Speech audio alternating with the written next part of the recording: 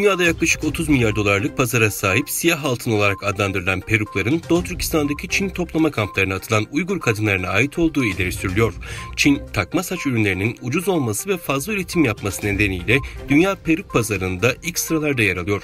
Bunun yanında Doğu Türkistan'da inşa ettiği toplama kamplarına tuttuğu Uygur kadınlarının saçlarının kampta tamamen kazındığı da bu olaylara şahit olan kamp mağdurları tarafından sıkça ifade ediliyor. Öte yandan ABD Ticaret Bakanlığı son dönemlerde Çin'den tedarik edilen peruk benzeri ürünlerin toplama kamplarına atılan Uygur kadınlarına ait olduğunu tespit ettiğini bildirdi.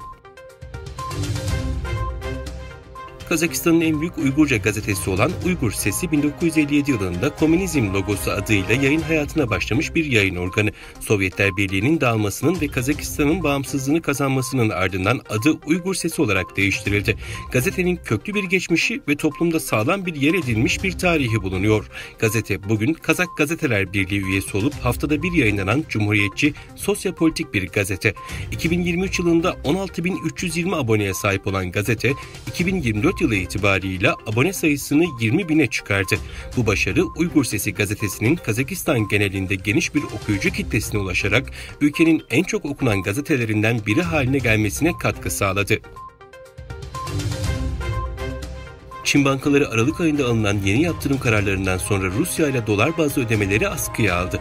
ABD yönetimi 22 Aralık'ta Rusya'ya yönelik yaptırımları ihlal eden yabancı bankalarla ilgili kontrolleri sıklaştıracağını duyurmuştu. İzvestiya'ya konuşan iş insanları örgütü temsilcileri kararın ardından Çinli bankaların Rus şirketlerle bağlantılı dolar transferlerini askıya aldığını söyledi. Bloomberg ajansı da son birkaç haftadır en az 2 Çin bankasının Rusya'dan bütün kurumsal müşterilerin hesaplarını kontrol etmeye başladığını açıkladı. Ajansın haberine göre bankalar yaptırıma tabi şirketler ya da bu şirketlerle bağlantılı kişilerle ilişkileri sonlandırmak niyetinde. Kırgızistan'ın başkenti Bişkek'te çocuklara yönelik Kırgızca içeriklerin eksik ve niteliksiz oluşu kamuoyunda tartışma yarattı. Kırgızistan'ın başkenti Bişkek'te çocuklara yönelik Kırgızca içeriklerin eksikliğinin ele alındığı Çocuğum için Kırgızca içerik adlı tartışma formatında bir etkinlik düzenlendi. Turar Yayınevi tarafından 20 Ocak 2024 tarihinde düzenlenen etkinliğe ülkedeki dil bilimciler, yazarlar, bilim insanları, çocuk eğitmenleri, içerik üreticiler ve çok sayıda aile katıldı.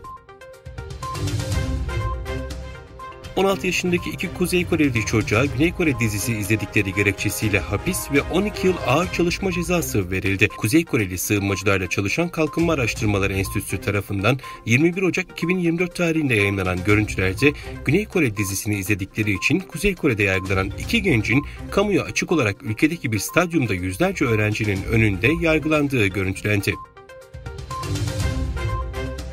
ABD'li Florida valisi DeSantis 2024'te yapılacak başkanlık seçimi aday adaylığından çekildiğini açıkladı.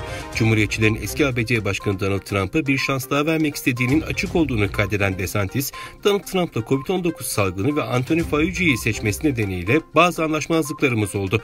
Ancak Trump'ın mevcut başkan Joe Biden'dan üstün olduğu açık ifadelerini kullandı.